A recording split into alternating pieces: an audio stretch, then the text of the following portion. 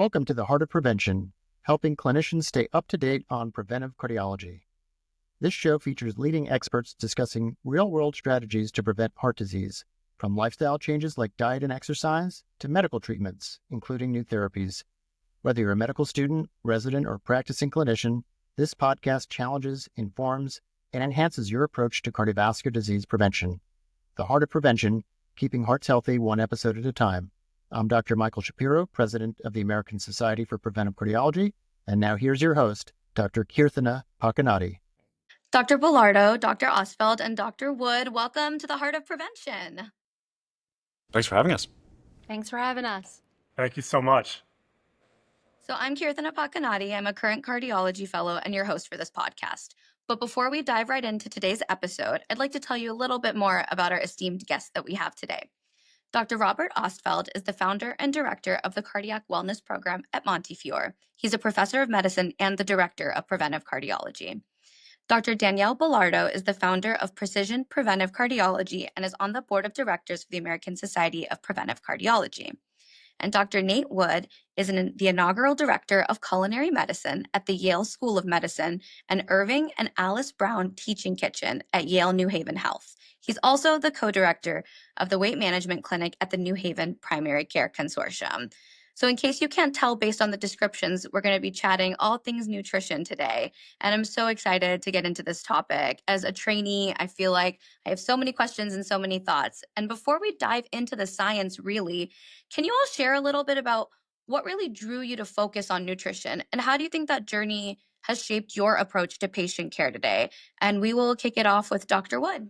Yeah, that's a great question. I always tell people that I grew up just loving to eat. That's like my favorite hobby and always has been. And so that love of food grew into not just loving to eat, but loving to cook, loving to share food with others, loving to even think about how the connection between our diet and our health can kind of play out in real life. And so, not only did I want to go to medical school, but I wanted to kind of beef up my culinary skills. And so ended up going to culinary school and really wanted to find a way to kind of combine those together. And that's how I fell into the field of culinary medicine, where we get to talk about food with patients all the time and help them kind of put into practice the dietary advice that they get from their physicians and their dietitians. And so honestly, it just goes back to loving to eat, my favorite hobby. I love that. Dr. Bellardo? Yeah, so I think that I was interested in preventive cardiology kind of through internal medicine training and cardiology fellowship. And I think that when you're interested in prevention, it's nutrition is a huge part of prevention. So it kind of just seamlessly, really worked together. And one of the first things I realized is that every guidelines we have, whether it's the hypertension guidelines, cholesterol, whether it's, the primary prevention guidelines, the first line intervention for everything is diet and lifestyle.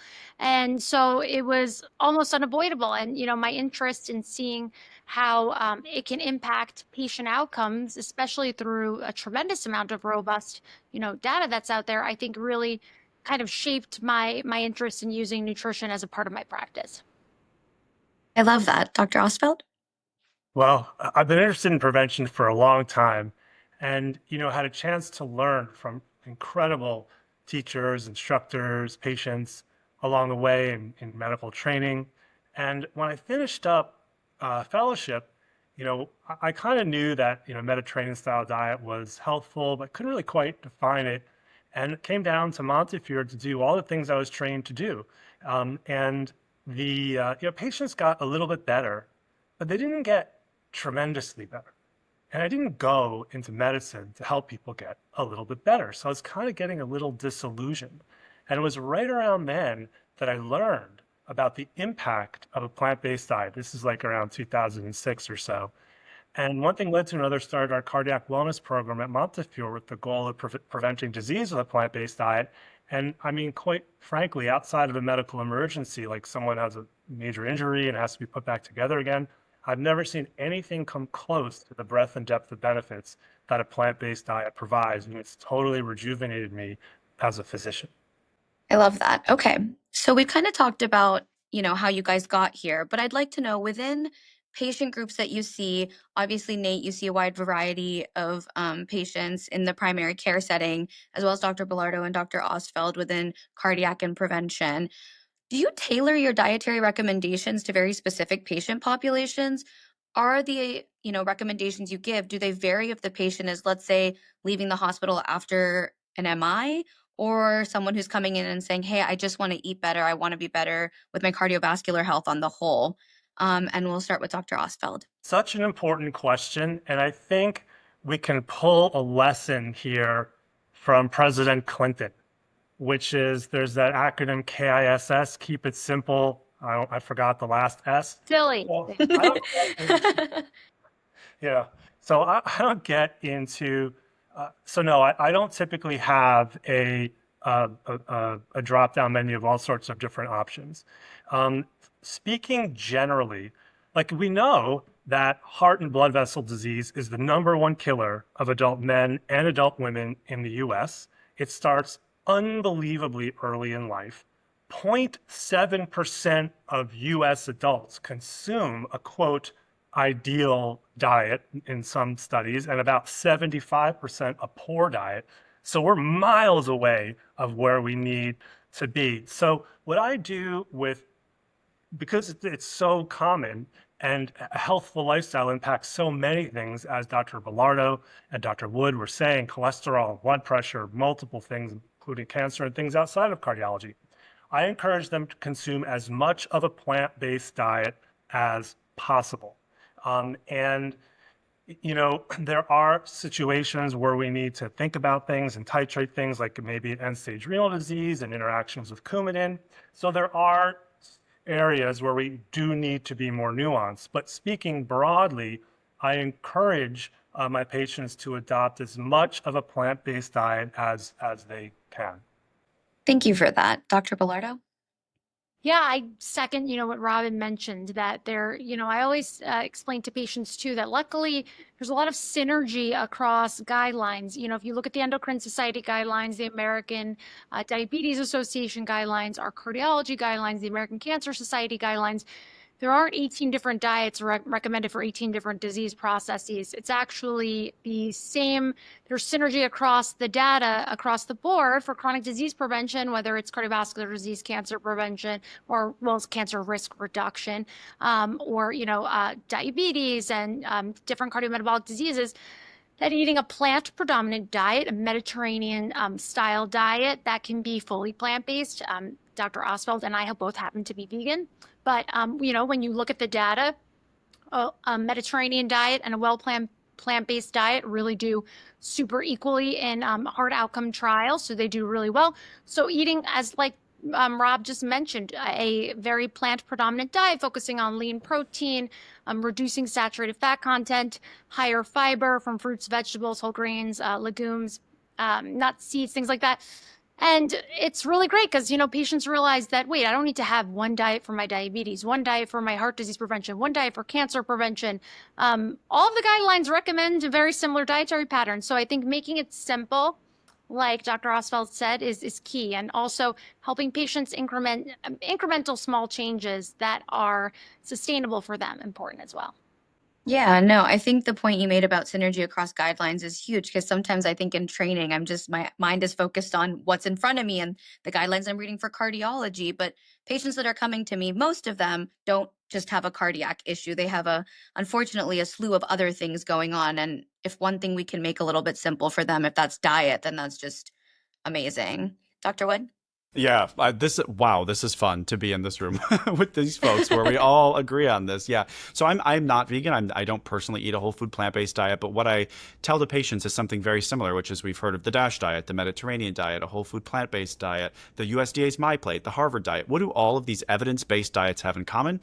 A lot of whole and minimally processed plants, and so the more of those you can eat, the better. And then when we look at the data and say to ourselves, what do we think is really perhaps harming our health actively, but the things that we eat? I think ultra processed foods are up there, things that are hyper palatable and high in salt and fat and sugar, right? And so for most folks, if we try to eat fewer of those ultra processed, hyper palatable foods and more whole and minimally processed plants, it doesn't matter what cardiometabolic diet sensitive condition you have. Of course, here we're talking about cardiovascular disease, but fatty liver disease, type 2 diabetes, overweight and obesity, dementia, all cancer, as Dr. Bellardo said, many of these conditions can be kind of treated and prevented with the same type of diet. And so that's what I emphasize to to patients, but then also our trainees who are so confused about what types of diets to recommend to people. I'm frequently saying, hey, more plants, more plants. It's as simple as that. Yeah, and I find that in training, when you're already trying to grasp so many different concepts, again, if we can simplify one thing from the purpose of a learner to it, it's nice to see that. And Dr. Bellardo kind of touched upon this, so I'll start with you for the next question. We talked a little bit about sustainability. So patients and myself personally, I've made some small changes here, and sometimes I'll be like, okay, I'm going to be vegan for a little bit, and then we slide back. How do you really encourage patients to make those changes that last beyond a few weeks or a month or 6 months? Well, there's two kind of approaches to this, and my approach to this actually has changed drastically over the last 5 years. So I view it as pre-GLP-1 era nutrition advice and post-GLP-1 nutrition advice. And that's because we've known for decades, actually, if you look at the dietary guidelines through all these organizations, it's not changed drastically over the last 20 years. The evidence is pretty consistent. And so although we've known this is beneficial, we know that it depends on whether a patient is struggling with their weight or not. Sometimes the dietary changes can be a little bit more difficult when someone's struggling with overweight or obesity. And as a preventive cardiologist who prescribes a lot of GLP-1 receptor agonists for my patients for weight management and cardiometabolic risk reduction, being able to help patients with their appetite regulation through these medications, which have been a huge game changer over the last, 5 years, since semaglutide was FDA approved for weight loss. We have seen a huge change in patients' ability to stick with the dietary pattern that we recommend to them rather than, I always tell patients prior to this, because when you look at the nutrition science data and you look at whether it's a keto diet, whether it's an Ornish diet, whether it's a, whole food plant-based diet, whether it's intermittent fasting, there's always some regression to the mean. People lose a certain amount of weight and then by 2 years there's weight regain. And so it's not that, I always tell patients, you didn't fail the diet failed you, and this is not their fault. And this old idea of, blaming patients that they should be just exercising more, eating less, and it's about self-control is really outdated now that we understand more of the neurohormonal aspects of weight management and overweight and obesity. So I think that this era has changed the way we can advise patients. I'm currently working, my research assistant and several other some scientists are working on a research paper right now where we are actually doing a systematic review and meta-analysis on all of the different dietary interventions that can help to reduce side effects when patients are titrating up a GLP-1 medication. And guess what? Not to get ahead of things, but it's eating more plants and eating less saturated fat side effects when you're on a GLP-1, consistent with all of the guidelines, which is really great, which we kind of know overall. So I find that in this now post GLP-1 era, it's really great because we can help those patients who struggled with appetite that is not in their control and help them to make these dietary changes. And, oftentimes any physician that prescribes these sees that over time, a lot of these patients find that those dietary changes are easier and easier as time goes on. For patients where weight management's not an issue and it's just dietary preference, I think that it's addressing all of the things. Of course, it's always about shared decision making, exploring cultural factors that may involve, helping them to make culturally sensitive or whether it's economically sensitive food choices for them that may be affordable and also in line with things that they prefer that are also healthier. And it's pretty cliche, but I do believe it, and that small changes over time do add up. And I think that, helping patients to encourage those small changes may be more sustainable in the long term. Yeah, so much to unpack there, but I love that the underlying theme is that diet alone is not an answer end all be all. There's multiple things that we have to recognize within our patients, whether that's cultural sensitivity, economic, or weight. I mean, I think I really appreciated that you mentioned the pre and post GLP-1 era, especially currently being in training, because I have seen some of those kind of outdated concepts where the patients are kind of like, I'm so sorry, I tried, but maybe it's not entirely their fault. And we really have to take all of the factors into consideration. Dr. Wood, do you care to weigh in on sustainability for patients? Yeah, I'll second everything that was just said, and then I'll add that, like, I think for a lot of folks, the relationship that they have with food is really broken, and a lot of this is from what our society puts on us and kind of our expectations of ourselves. And so, for a lot of patients, I try to work on that a little bit. You mentioned, Kirthana, about how, oh, maybe I'll go for vegan for a while, but then I end up going back. And I talk to patients about eating healthy being kind of a lifelong journey, right? And so there are times where you are in seasons of your life where maybe you'll be eating less healthfully, and other times where you'll be really killing it. I think back to when I was in training during COVID, I was not eating a very health promoting diet, right? But then as I kind of move out of that, and I'm able to take more control of factors in my life related to stress and sleep and other things kind of within the realm of lifestyle medicine, you're able to focus a little bit more on healthy eating at certain times compared to others. Bringing in family support and support from friends, I think, is really important, and then really reinforcing all of those other lifestyle factors that help to make it easier to eat a healthy diet. It's pretty hard to eat healthily if you're sleeping 5 hours a night, right? But if you got 8 hours under your belt, it's easier to make those healthy choices. So thinking about that, positive social connections and stress management, getting some physical activity in, and so I focus on a lot of those things as well. And then I think cooking. I'll do my plug for culinary medicine here. It's pretty hard to eat healthfully if you can't cook, or if you don't like to cook, or if you don't have time to cook. And so finding ways to make cooking easy and fun and healthy and cheap and accessible, and to do it with your kids and other people you love, I think is an important factor as well. So those are some of my top tips.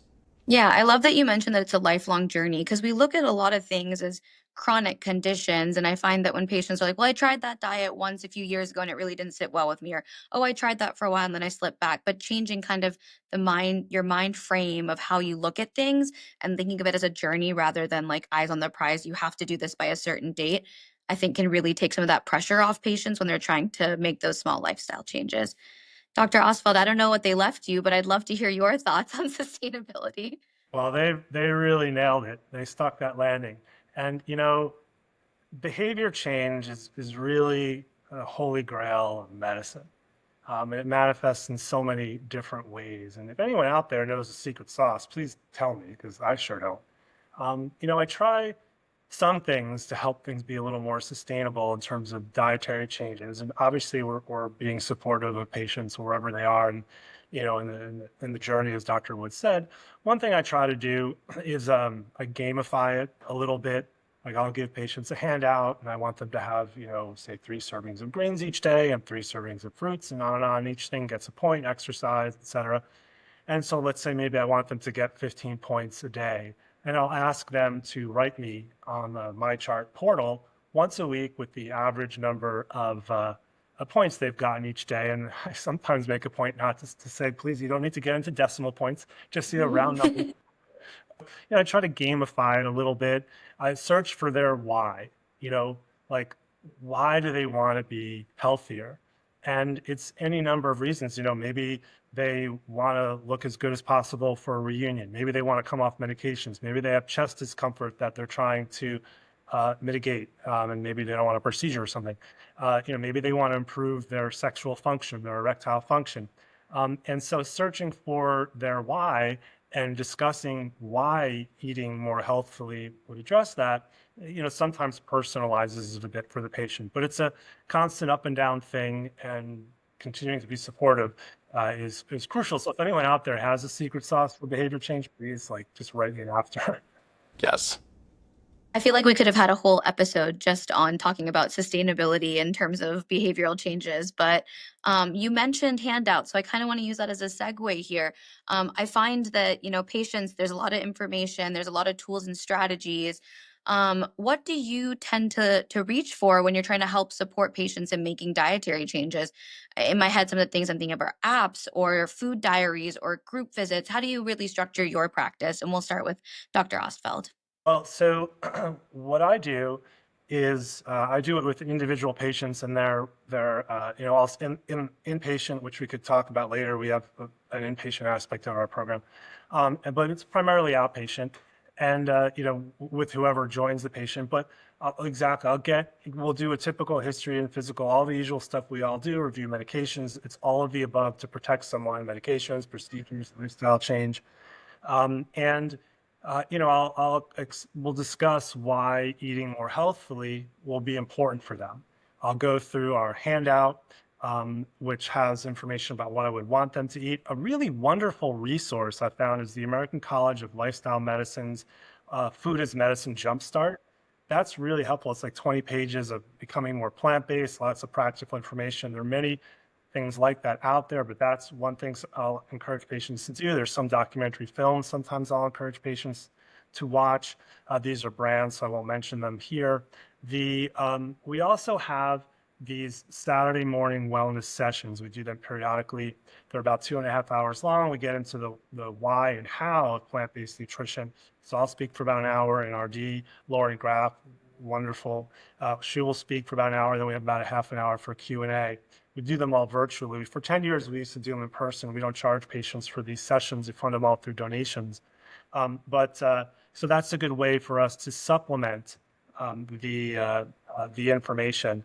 And so then we follow up people over time. Maybe they write me on the portal and they're getting 2 points a day, and maybe the next week or so they're getting 10 points. And so we'll follow them over time, encouraging them each step of the way. And that's broadly how we run our outpatient program.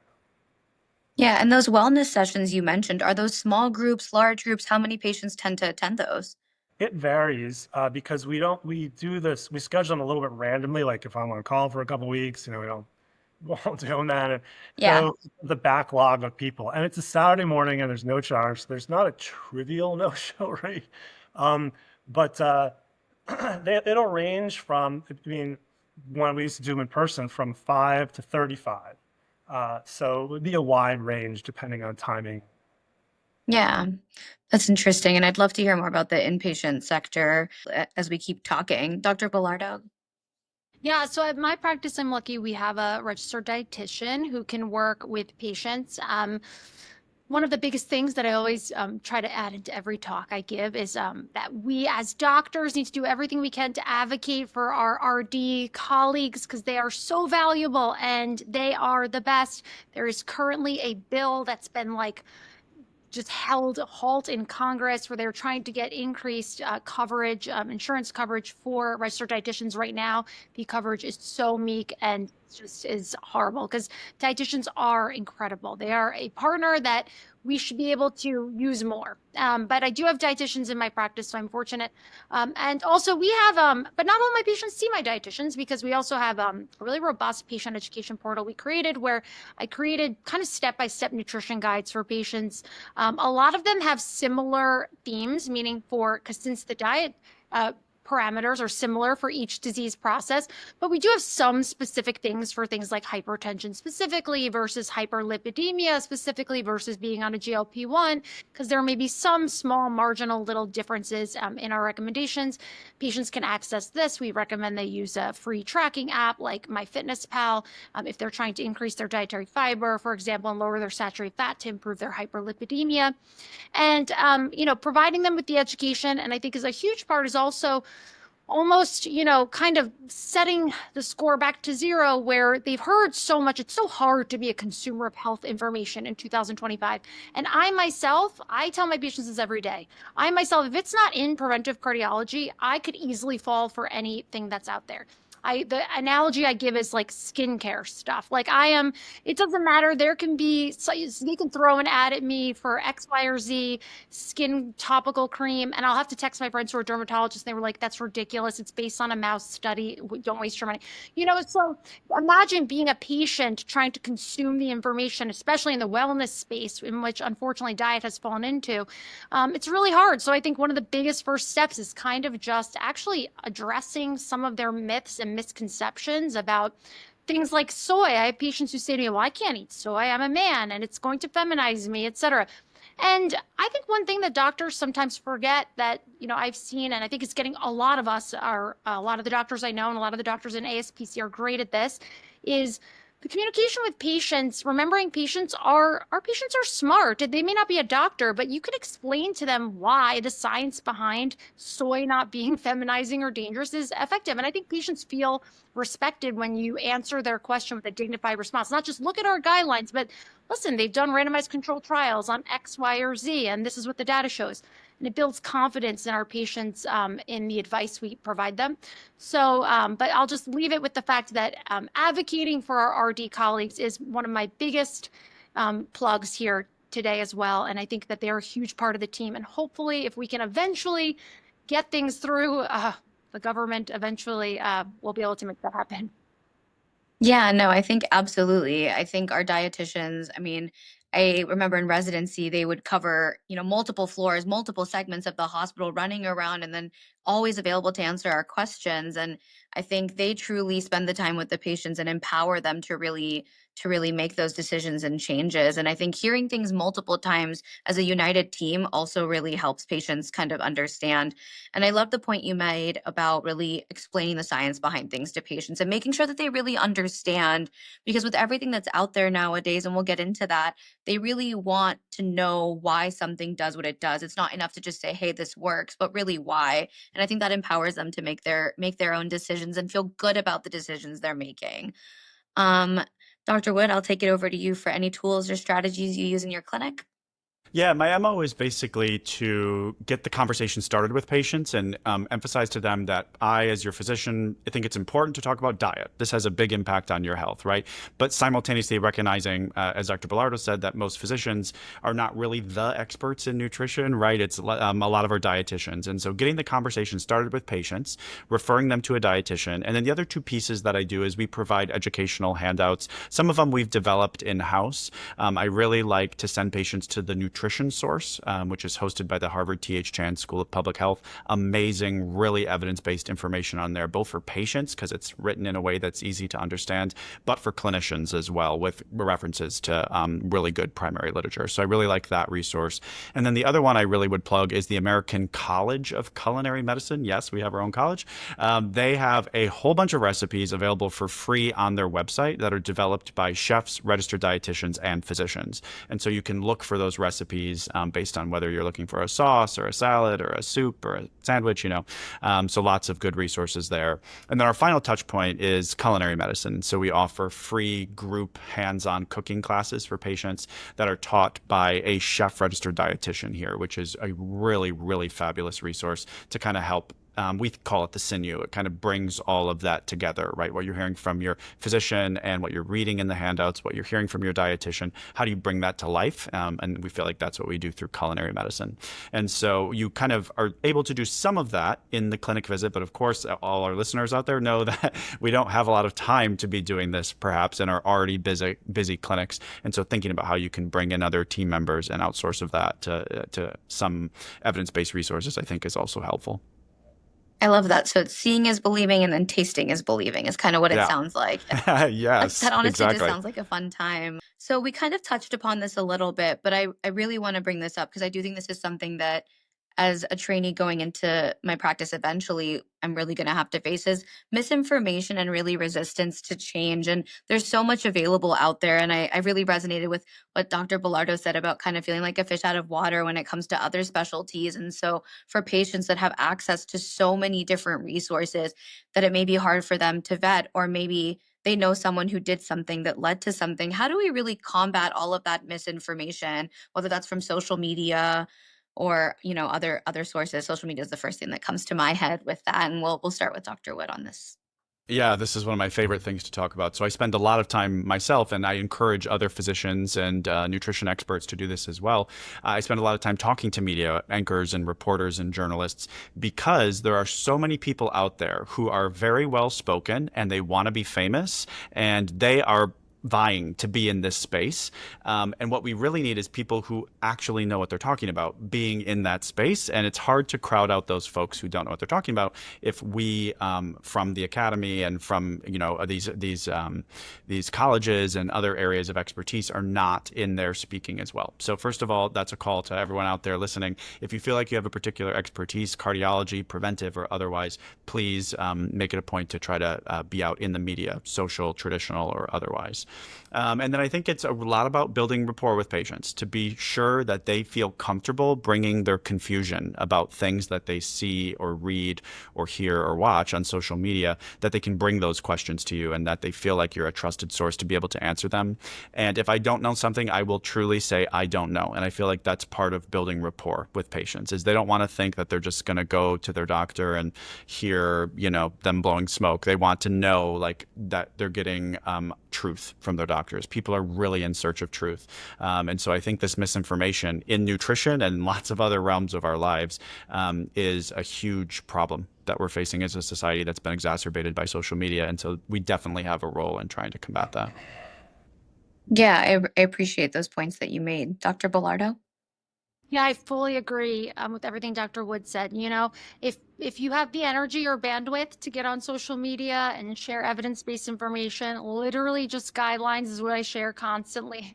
It can be helpful, but at the same time, I would totally understand positions where like I just don't have the bandwidth to do it. I think a lot also, can be valuable in just answering patients' questions, asking them, sometimes even just asking patients, before we just start spouting out the information and the instructions to them, even just asking them, what are their thoughts about food? What are their thoughts about diet? What are their baseline perceived notions of, one of the common things a lot of physicians will hear if you ask your patients that, they'll say, well, I can't eat carbs. And I'll say, what do you mean by you can't eat carbs?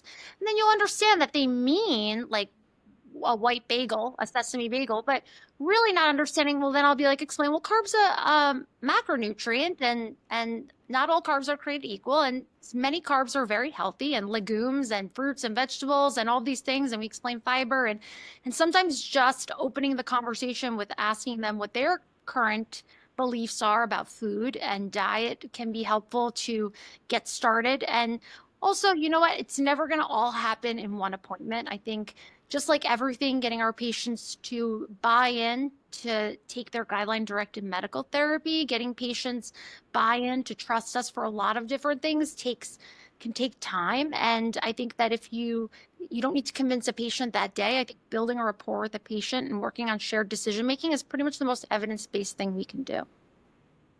Yeah, absolutely. I think the underlying theme here is acknowledging that it's going to take time and acknowledging that the patient is heard initially. And then as we kind of continue having those discussions with the patients, really kind of sharing what we know. Dr. Osfeld, anything to add? Well, they've really covered it incredibly well. And, I find in general that patients will often come in two general buckets of concern. And I'm thinking right now about statins.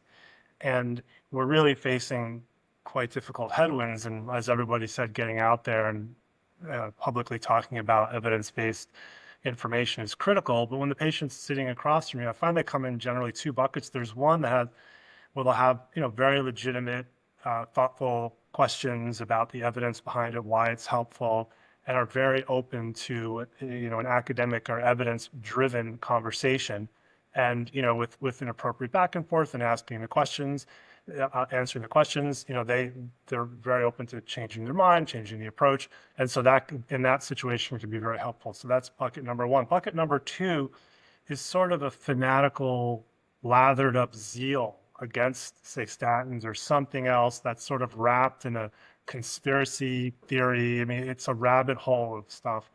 And so in that situation, I found that an evidence-based, because they've sort of left that realm, an evidence-based conversation is not as productive and more, personalizing it, for this is the same advice that I would give to my family member. And you can getting into anecdotes.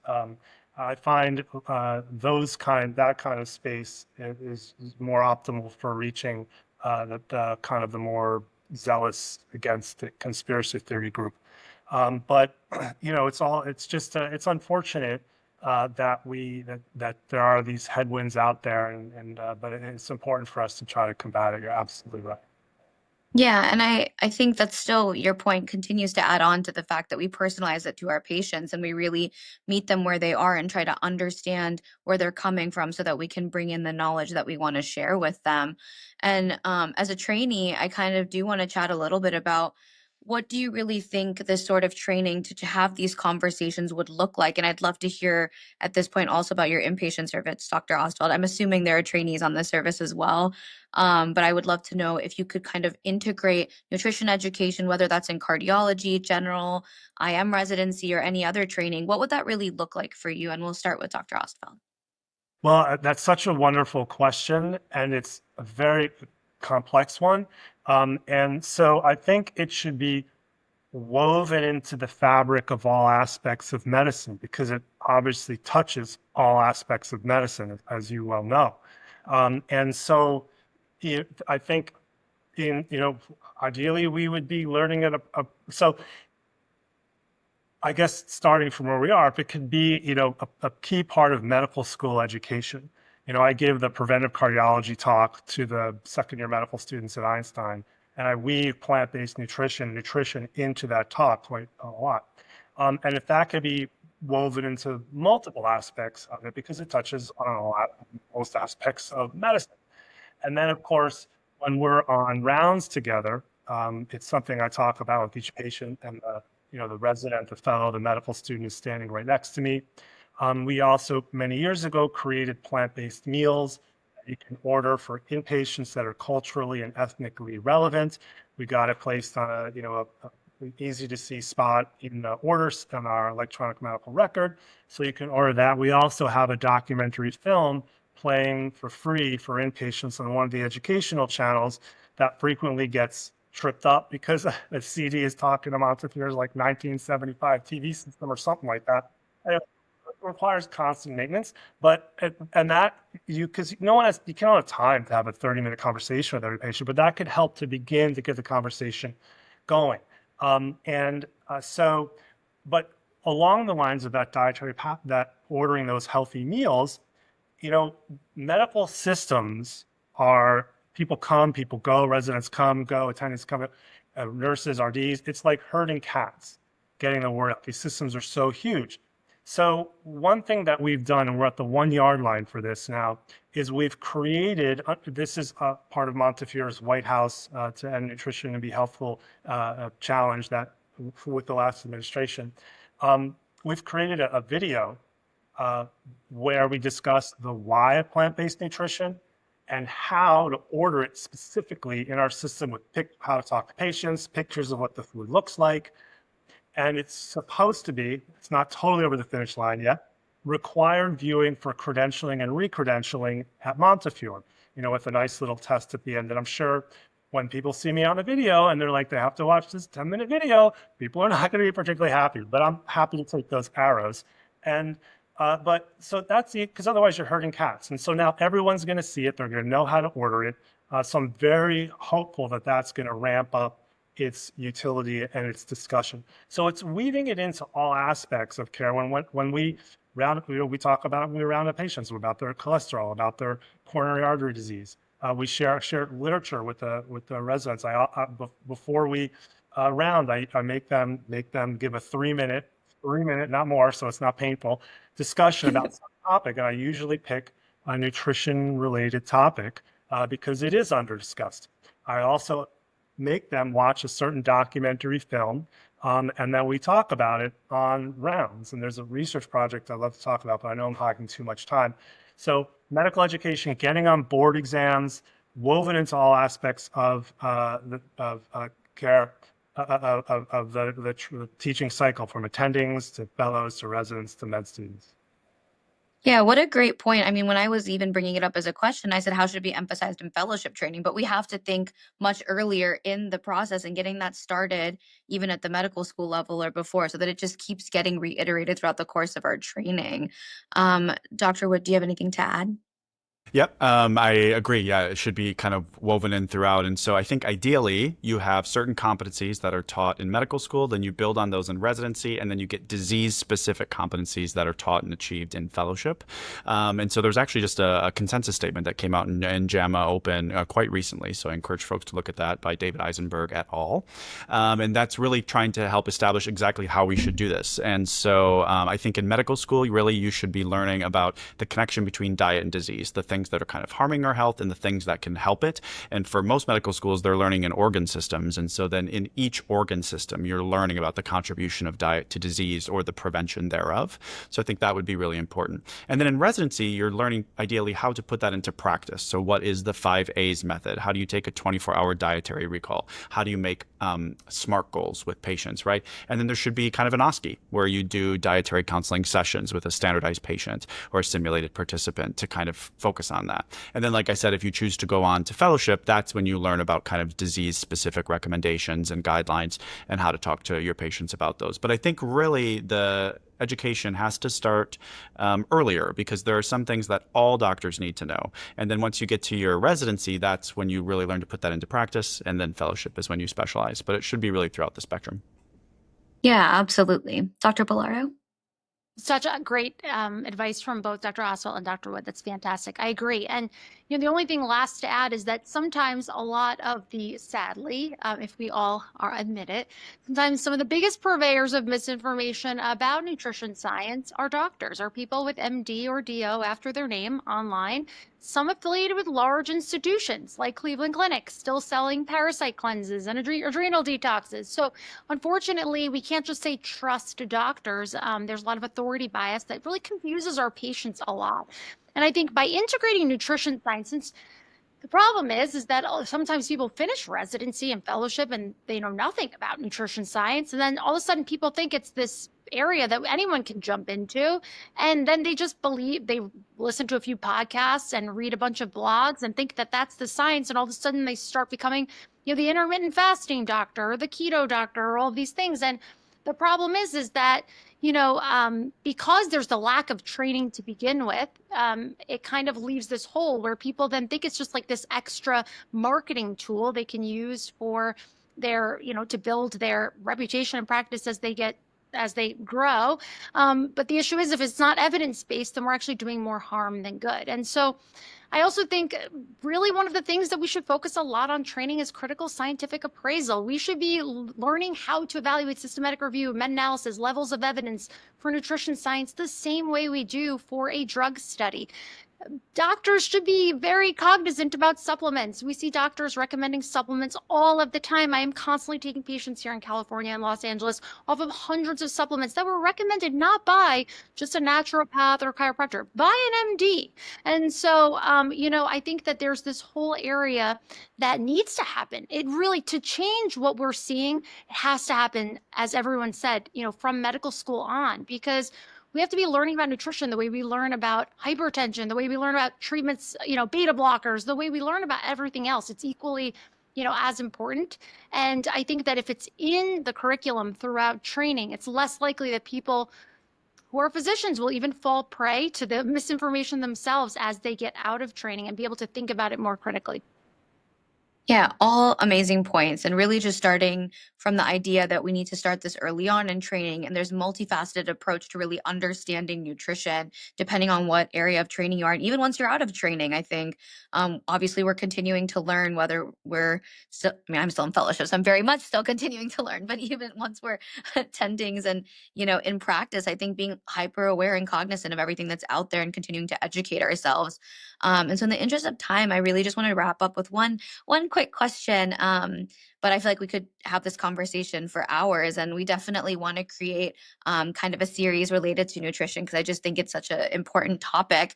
But I really want to just ask, what do you wish when you talk to clinicians about nutrition and the power of food as medicine? And what do you hope your legacy will really be when we talk about these sort of things? And we'll start with Dr. Bilardo.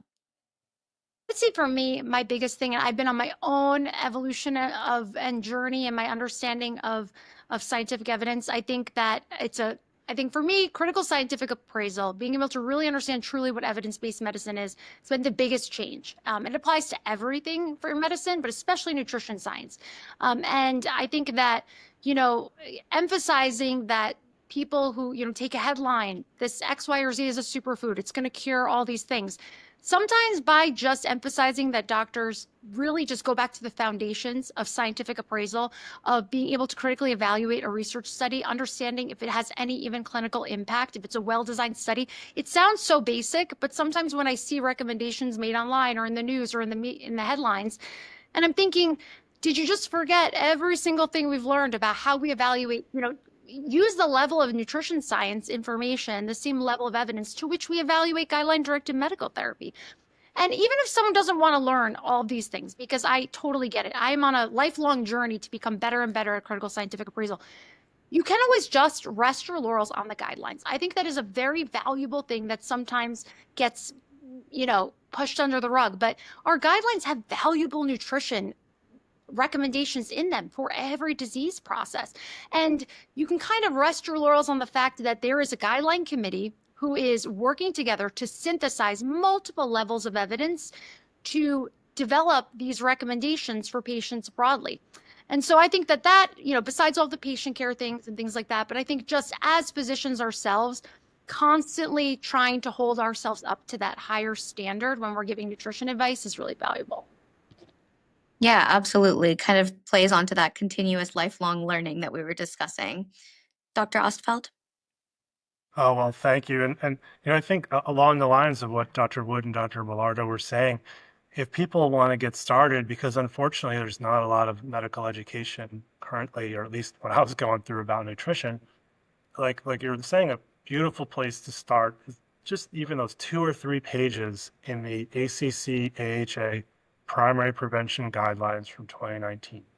And even if everybody ate like that, it would be unbelievable. We're miles away from it. That's a beautiful place to start. And I think one thing that would be just so tremendous if we are able to accomplish is to really let help physicians and other healthcare practitioners know that the impact of dietary change can be quite profound on the health and quality of life of our patients. And I just think we don't see it enough for us to truly appreciate that. We know that certain medications are critically important, that certain procedures are critically important. And I would love it if dietary change, lifestyle change, was given a similar kind of imprimatur importance, because oh my gosh, the kinds of changes that we'll see. Like sometimes I'll ask my the cardiology fellows, like, a question for you: when's the last time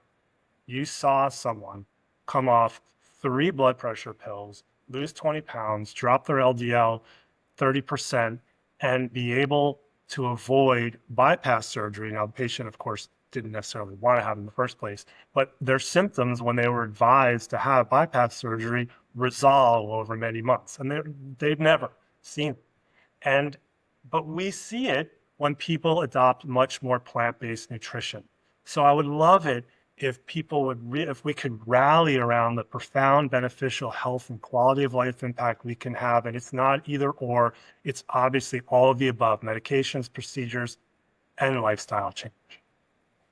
Yeah, what a great point that we're taught that certain interventions, surgical, non-surgical, procedural based, make such a big difference, but we really don't take the time to understand the impact that diet has. We just aren't used to learning about that. And so that brings up the point of gaps in our knowledge base for sure.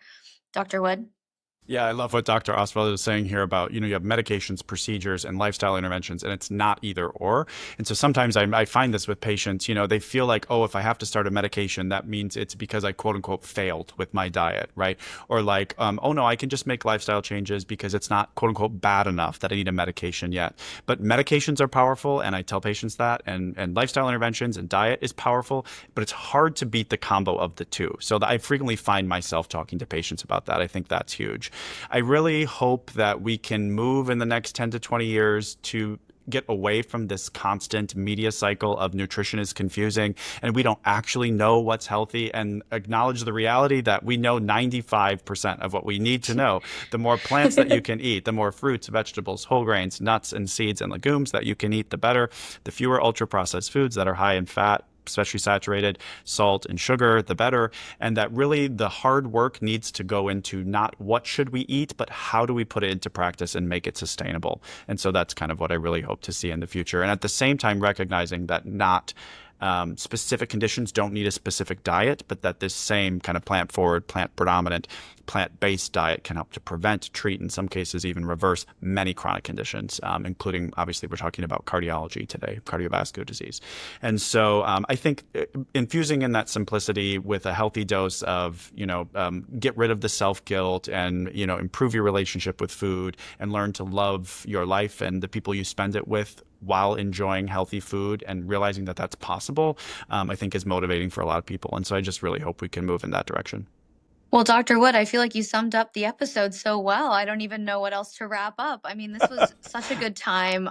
Thank you all so much for taking the time out of your very busy schedules. I know, you all have very busy practices and other commitments, and this podcast and being able to chat with you all has just been so much fun. And I think nutrition is such a big topic that we've barely scraped the surface, at least in my head. Although if we're keeping it simple, then maybe we've said everything we need to say. But I know that this is something that we've talked about a lot in the American Society of Preventive Cardiology, wanting to create this into a series specifically centered around nutrition, just because there is so much we can learn, teach, share. And I think at the core of it, we know that there's more to learn, more to understand, but then to keep it simple and recognize that we need to kind of have those conversations with our patients, be open to understand and see where they come from, but also recognize the big effect and the profound effect that first line intervention, which is really diet and lifestyle, has for our patients. And so I'm so grateful that you guys agreed to participate in the podcast and chat with me today. Thank you all so much for your time. Thank you. So fun. Thanks for having us. Thank you so much for listening. To learn more about the ASPC, please visit our website at aspconline.org.